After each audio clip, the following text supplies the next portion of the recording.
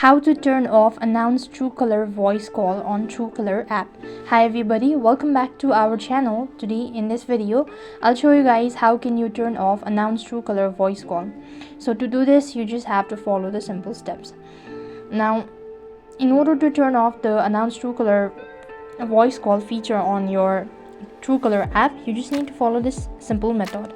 So for that, first of all, what you need to do is go to the Truecaller app and then log into your account. Once you're logged in, then it's going to take you to the home page, which will look something like this. While you're on this section, you want to click the initials from the top right hand side corner, then click on the settings from the top right hand side one more time, and then you want to go to this call section. So after which you want to scroll down a bit and you want to go ahead and click on phone calls. Under it you could see there is this announced phone call, so caller's name will be read out loud for our incoming calls.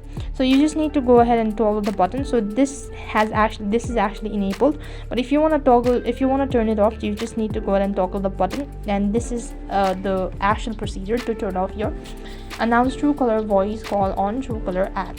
So that's all for this video. I hope the video is helpful. Make sure to like, share and subscribe to our channel. Thank you for watching. See you in the next video.